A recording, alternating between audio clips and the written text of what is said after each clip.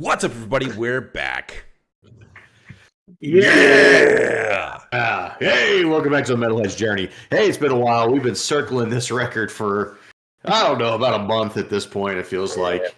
Lots of breaks and things in between, but we are finally back to the big four of prog metal list. It's confusing. We are on to the second album from Queensryche on this. This is their first album called The Warning. So let's get right into it, and then we'll start, or get right into the history of the band. We'll start talking about the album here. Like I said, Queensryche, The Warning. Queensryche formed in 1982 as an American metal band from Bellevue, Washington. They are considered one of the leaders of the progressive metal scene and are often referred to as one of the big three of prog metal, with Fate's Warning and Dream Theater. The band has released 16 studio albums, have been nominated for 3 Grammys, and have sold over 20 million records worldwide. The Warning, released in 1984, 41 years old, this album, is the band's first studio album. There was a lot of drama around the recording and mixing of the record. They'd gone $300,000 over budget for the record, which is crazy. $300,000 in 1984. I mean, $300,000 is a lot of money today, but 1984, that's a lot of money. That was a lot of money, especially for a band's first album. Obviously, the record label was pissed and had somebody else mix the record and arrange the songs. The Warning shows the band in early stages of development, playing straight heavy metal songs, unlike later albums in which more experimentation was expressed. It was a moderate commercial success in the United States, although none of the singles charted domestically. However, Take Hold of the Flame was an international hit, particularly in Japan. The record features 2 singles, Warning and Take Hold the Flame. Now, from what I gather, me and Dave are aligned on this record, and I think Jonah and Jason are aligned, ish on this record. So, look, for those of you that love this record out there, you want to listen to me and Dave talk. That'd about be it. the top 2 people. Yeah, obviously. For those of you that don't like the record, you'll want to go ahead and log out right now. I don't know why you're here if you don't like this record, but if you want to hate listen to this, then you can join Jason and Jonah. Let's let the nays go first. Jason, what do you think about this record? Look, if you're familiar with the channel, I'm probably the least accommodating on prog metal and or this any metal. style Or metal, this style of singing. Good. Yeah, I mean, look, I'm never going to, and I've said this, I don't know, a couple of thousand times now. I'm never going to disparage the talent that's there. That doesn't mean I like it. It's just it's a big miss for me. Like this album was just, I would rather go to sleep than listen to this album again. Yikes! And I'll just leave it at that. Wow, that is such a cringe take, but I respect you for putting it out there. Jonah, can you bring us back to some so bring them up to the next level, and then we'll just let them just we'll slow ascent. So I'm definitely not that harsh on it for sure, but I said this before we started to Jason, at least. I just didn't vibe with this album as much. And I think some of that has to do with what we've been doing the last few weeks. I don't remember who said it, but someone mentioned recently that they're like a little like maybe burnt out on like all of the older music that we've been reviewing recently, instead of doing like maybe newer music. And I kind of felt that with this one, especially because the last full album we reviewed was a brand new album. From Paleface Swiss, and I loved that album. I've actually listened to it several more times. I think so. Oh, is it out yet? By the time this video comes out, it will be. So it will. Yeah. So anyway, 2028. Go ahead. No, it's fine. So like I loved that album, and I've actually listened to the whole album several more times since we reviewed it. Like, it's probably gone up at maybe another half a point since I started, since the review. That may be a little generous. But anyway, so going straight from that album to this one, or I guess we kind of did it the other way around, to be honest, because of how all of our events lined up. So yeah, I didn't vibe with this album as much. It's not bad by any means. I didn't outright dislike it. But just the current climate of the show, and I guess my own headspace, I was a little kind of meh on the album. And like I said, didn't outright hate it, but we'll see how that goes whenever we start scoring it. So that's basically it. Yeah, well, I don't outright hate Jonah's involvement in this show, but right now I do. Listen, I'm going to bring it back to the good side here. This album fucking rules. I'm sorry I just cussed and I ruined the whole video for everybody, but I'm just going to double down. This album fucking rules, man. For this being their first album and like the quality of the songwriting, it's unbelievable to me. Like we've done so many other bands' first albums. Like, I mean, look, I'm a Metallica guy. Kill 'Em All, not a great record. Killing Is My Business and Business Is Good, not a great record. What's Show No Mercy? Is that Slayer's first record? Mm-hmm. Yeah, not a great record. There's so many first albums out there that aren't great, and I can't believe how good and how polished the songwriting in this record sounds. Jeff Tate, obviously, for anybody out there named Jason that just can't get with like Jeff Tate and the quality of these vocals, I can't help you, man. This is a masterclass in vocal performance in heavy metal outside of having some screaming or aggressive vocals in it. One thing I will agree with Jason on, I'm usually not a big prog guy, but it's only in the sense of like I don't like songs that I can't headbang to, or that I have to like try to calculate the equation on when to headbang, right? So it's like certain moments in Dream Theater and things like that. I have not, of the albums I've heard from Queensryche, I have not kind of outright heard that level of progressiveness just yet. I think for them, it's just more, I guess right now, I would say the progressiveness that I get from Queensryche is just like it's conceptual. The they do a lot of concept albums. Yeah. And just kind of how far they take the arrangement to fit around a story or like a scenario or something like that. But not so much like changing time signatures and doing wacky stuff. But I'll bring this point back around just to one solid thing here. This album fucking rules. I love it. Yeah. I'm very high on this record. In fact, like I had a score in mind because, like Jonah had kind of alluded to, we were planning on reviewing this album at a certain time, and then about a month ago. Yeah, and then we ended up, stuff happened, life happened, which extended it a week, and then a new album came out, and we were all like, oh, like let's pivot, let's take a break, and let's do that. So we've actually had a lot of time on this record. More than we knew normally do, and for me that benefited me. Even like I was not unhappy about that at all, and it even just solidified what I wanted to give as far as a score on this record. But being the resident prog guy, I'm always happy when we come to this list because spoilers, the lowest score I've given so far is a 7.9 out of 10. So like pretty good. I'm gonna enjoy probably every album that we do from this list. But this album, slight spoiler or whatever, this album did stand out above a lot of other ones for me.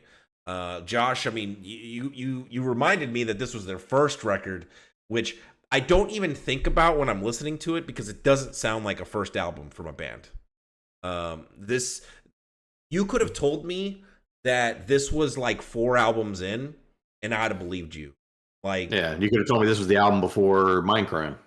Yeah, I totally believe you. Now, to your point, Josh, like I think this is still. They were much more of a straightforward, like new wave of British heavy metal inspired type band. At this point, I would argue maybe some Iron Maiden-ish influences if I had to guess, which is not a detriment.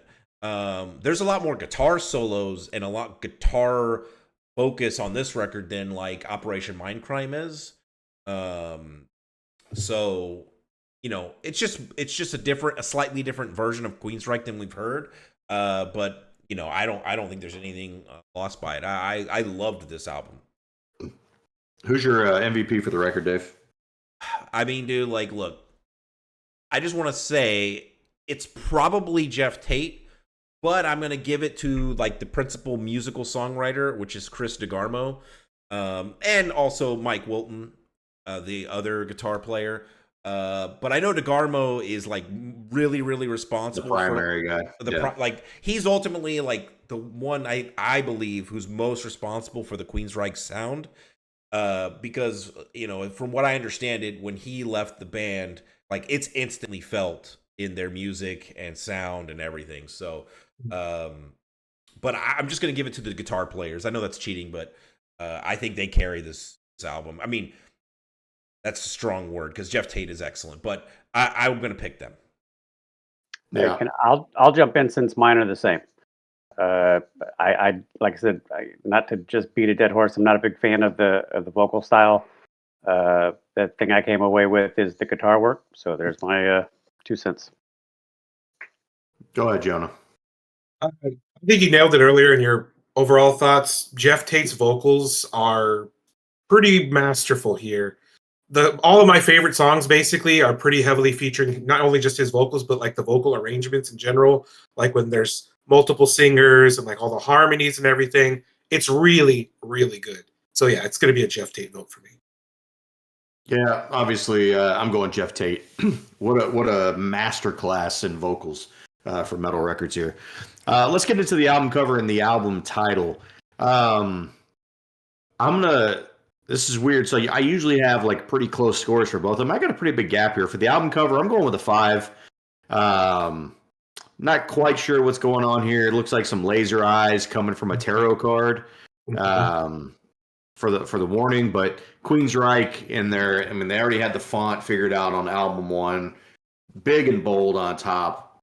Looks pretty cool, but overall, not truly moved by the album cover. Album title, though, I'm gonna go with an 8. I kind of like it. The title track, it's good, but I also, I don't know. I didn't see any other research or anything else about the album title out there other than like. I don't know. I like to think of it as them saying like, "Hey, this is a warning. Like Queensryche is coming." Yeah, I'll go next just because my score is very close to Josh's. I believe that the album, and I don't know enough about the what they kind of wrote this album based on. It's based on George Orwell's novel 1984. So Yeah. I feel like that cover art as well as the title, The Warning, probably has something to do with that. It would be my guess, but I don't know enough about the source material to go any further with that. But album art, I have also given it a 5. I feel like if I knew more about the concept that this album was based loosely on, I would probably appreciate it more and it would make more sense. I just don't, so it's a 5. Which again for us is just completely middle of the road. Album title I gave as a 7, not quite as high on it as Josh, but basically for the same reasons. I even if I take away the concept album thing, I like it as a first album title name because it's like we're here, we're Queensryche. This is you've been warned basically, like on what we're here to do. So I like that. At least from that perspective, even though there's probably another deeper meaning. I think there is actually a deeper meaning, and I feel like I picked up on it a little more than you guys did. So it's obviously Orwellian inspired, the album title and the art. I gave them both an 8. I think the title and the art are really good. Because of like the Orwellian influence and like kind of sci-fi dystopian future, I think the cover art really reflects that because, like you said, it is kind of like a tarot card. So it's like trying to predict the future a little bit. Yeah, I'm just a moron, so that doesn't understand. The hand that's holding it is like all kind of the beat up glove. Anyway, I think they're kind of I think the idea of the warning is that it's a warning for like the future of humanity if we keep going down this road. And we can touch on this in a little bit, probably. If you look at the original track order, the first track is literally that the what was supposed to be the opening track, not the opening track that we got on the record.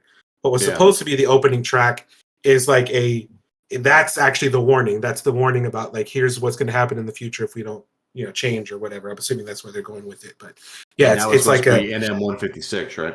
Exactly. So yeah, I think the idea is that they're warning us of a dystopian future that we're headed towards, and that's where both the title and the art come into play because of the George Orwell influence. So I liked my thought better. Jason, what you got?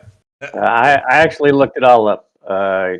Jonah, you're pretty much on par. The album is heavily inspired by an Orwellian future in which technology is taken over. The NM-156 is the number of nuclear bombs blown up by the United States for testing purposes. If we keep going down this path, we're going to destroy the Earth. I gave the album cover a 9 out of 10, and it's because of the imagery.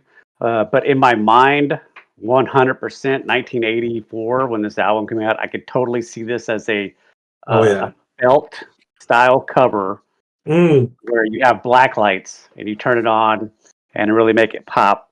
The title, I gave it a 7.5 because the entire album is a foreboding, kind of dark and gloomy, you need to wake up style of setup. So for this particular album at this particular time, I gave it a little bit of a bump. I don't know if that album title would work as much now, but for then, I kind of gave it an extra little bump there for the time frame. Nice.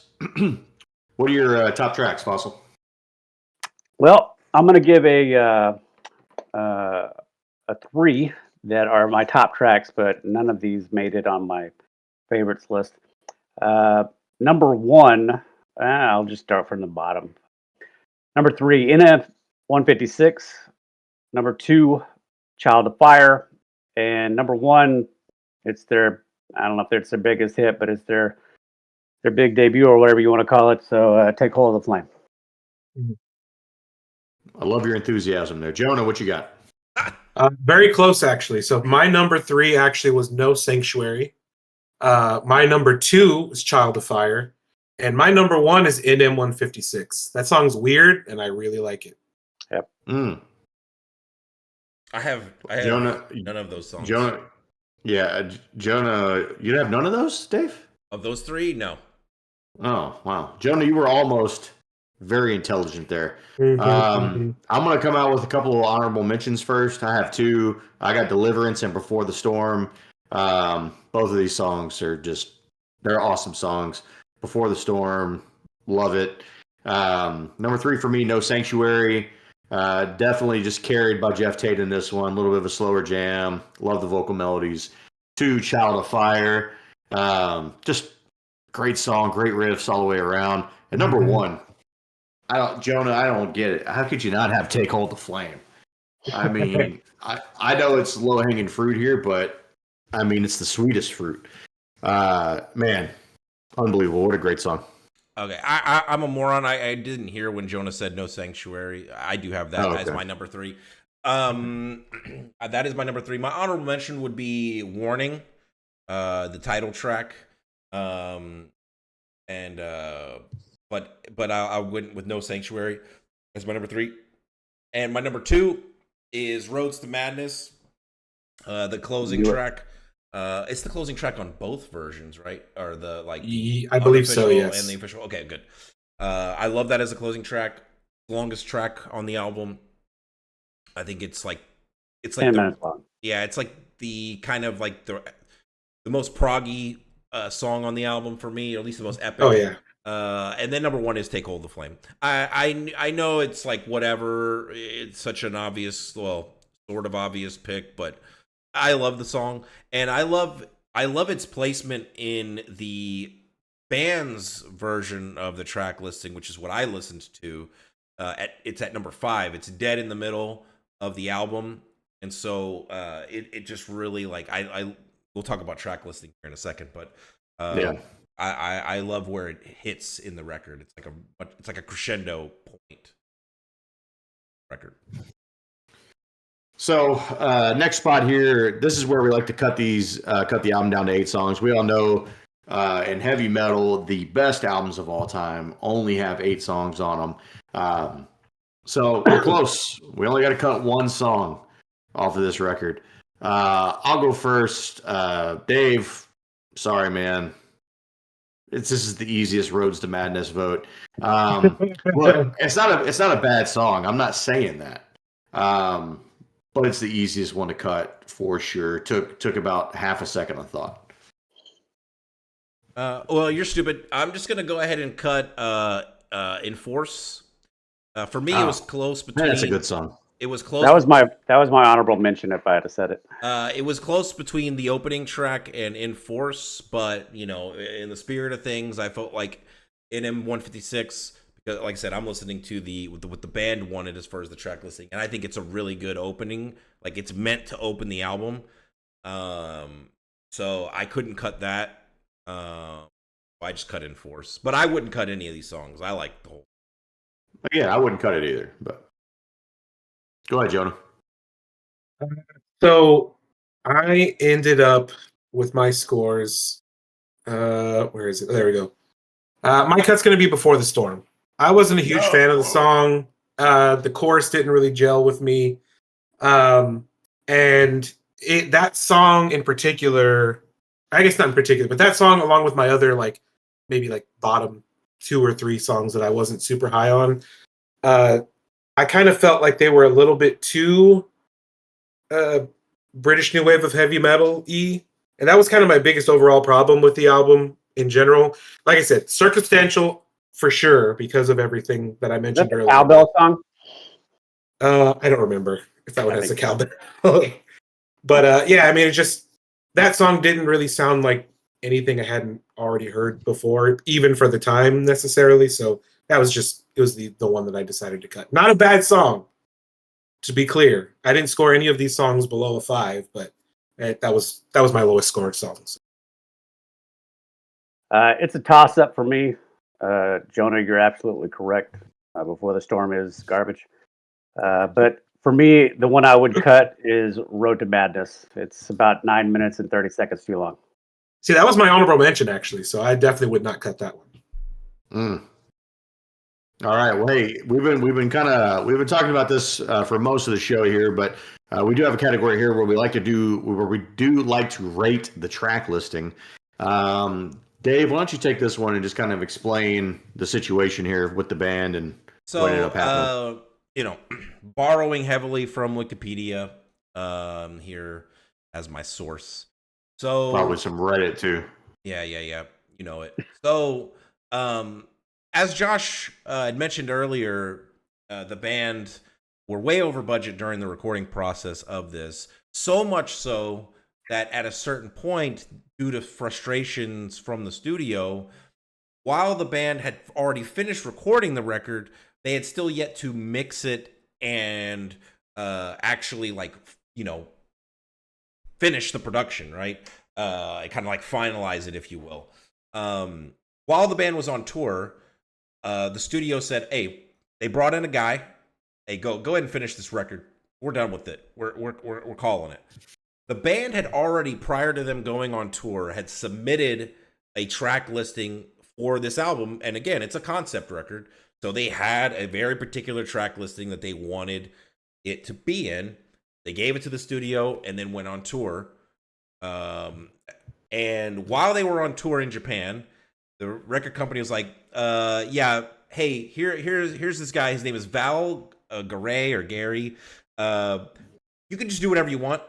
Just go ahead and mix it however you want and put the track listing however you want." He had never really done this type of music before. He saw Warning and he's like, "Oh, yeah, title track, that's going to be a single, so we're going to put that number 1. He just put the album in any order that he wanted to, basically, and hit print, and that was it. And it was done. The band learned about this issue while they were on tour. They couldn't interject. They couldn't do anything. So the album, as it is on Spotify still to this day, or what, in every place you go, it's The official release. Yeah, the official release is the order that the studio did. But the band did, at some point later on in their career, obviously became big enough. They did tell everybody what their version of the album would have been in the track listing, which is the version I listened to, because I felt like, okay, this is what the band wanted.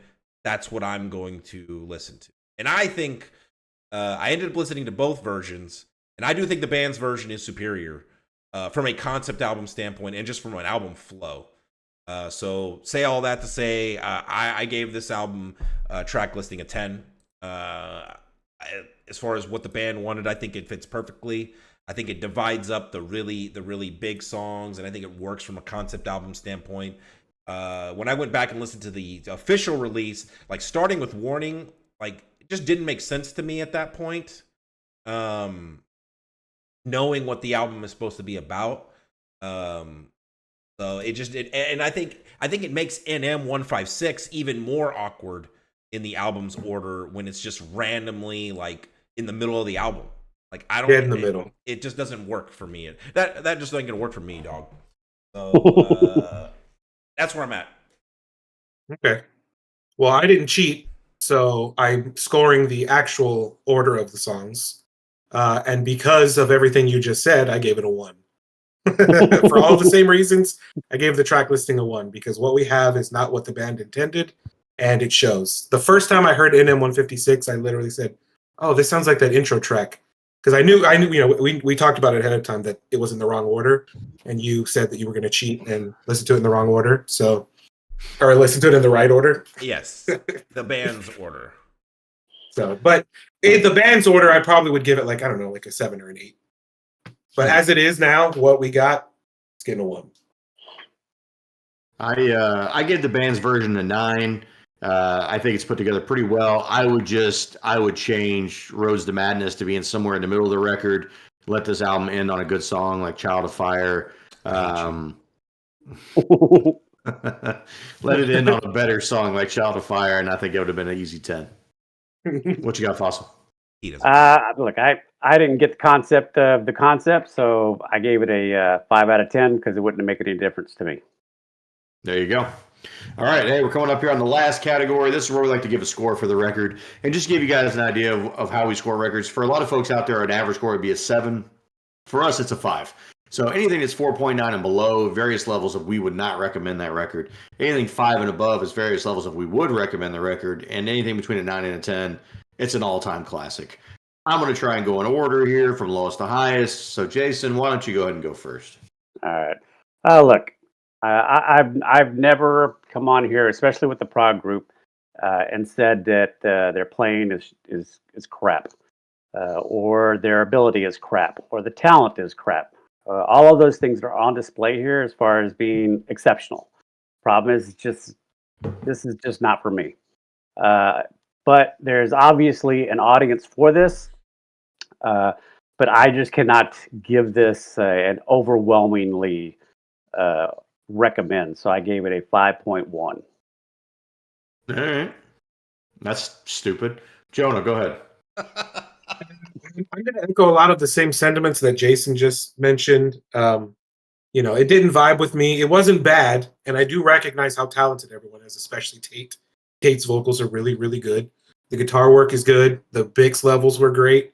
But because I wasn't feeling it, especially today on the final listen. It was kind of a slog for me, but I can be at least a little objective. So I ended up giving it a 6.6. Dogs. Yeah. Yeah, man, I'm just going to circle back around to how I started the show, man. This fucking album rules. The first time, so we did, if you're newer to the show, this whole channel kind of started with a top 50 metal albums of all time list, and we did Operation Mindcrime on that list. And I kind of feel about this record like I did that one initially. I came in with a really high score, and then that album has continued to grow for me. And whenever we do it eventually on this list, I'm going to give that album a massive score. So I'm going to start this album where I started Operation Mindcrime, and that's going to be an 8.5. Yeah. So, yeah, no surprise that I loved this record. We like to give each other crap all the time on this show, as you do as friends, and I just couldn't disagree with Jonah more. Even though he's a smart guy. I don't think he's smart when it comes to this. I don't think this album is a slog at all. I find it quite the opposite. I get through this album so fast. And I just basically, because we had extra time, I had this album scored at an 8.7 originally. And just the more time I got with it, the more I realized, like, this album came out 1 year after Kill 'Em All. And I'm sorry, it sounds light years beyond what Metallica was doing at that time. Well, because they spent over $300,000. I don't know what Metallica spent on Kill 'Em All, but it probably wasn't even close to that. Like, if they would have just used the 300,000, just well, yeah. If you go back and think about Killing Is My Business, cost technically $4,000, since the other $4,000 was used in cocaine, cheeseburgers and cocaine. Yeah, right. I think about those things, right, and like I'm just like, dude. This was right after Kill 'Em All. Like, realistically, probably, recorded and conceptualized right around the same time. And just like, yeah, this is a 9 for me. This I bumped it up to a 9. I think when you consider the time that this came out and everything that was out at that time in '84, I mean, this was right around the time that the other big boys were coming out with their first albums. And I think this stands at minimum among those records, if not ahead of them. I think Queensryche was doing stuff those other bands weren't really doing. This doesn't sound like it came out in '84 at all, and I say that as a compliment. I give it a 9. Nice. What does that give us for a total score here? It's criminally low, unfortunately, Josh, but at least in my opinion. But it's a 7.3. Which is B tier, and I'll read what a 7 is for us on the show. It's good, worth listening to. A 7 is solid, enjoyable, and well made. The album has strong tracks and likely showcases creativity or skill. Though it may have some filler or uneven spots, it's definitely worth listening to for fans of the artist or genre. I mean, sure, I don't think it has any filler, but I think that's a fair score, I suppose. All right. Well, on back to the new metal list on the next show, whenever that comes out somewhere down the line there. That'll be Slipknot's Iowa coming up here pretty soon. That'll be interesting. Ooh. Trip down memory lane for me. I remember buying that like the week it came out at Best Buy. Yeah. Here's what I would tell you. This is an 8.5. That's going to be more like a 5.8. Hey, if you like the show, go ahead and hit the like, hit the subscribe. We're putting out weekly metal content right now. We got metal reactions, metal reviews, metal time machines, metal brackets, and all kinds of other cool stuff. And hey, in the meantime, don't forget, this album fucking ruled. Take it easy, everybody. Later. Peace.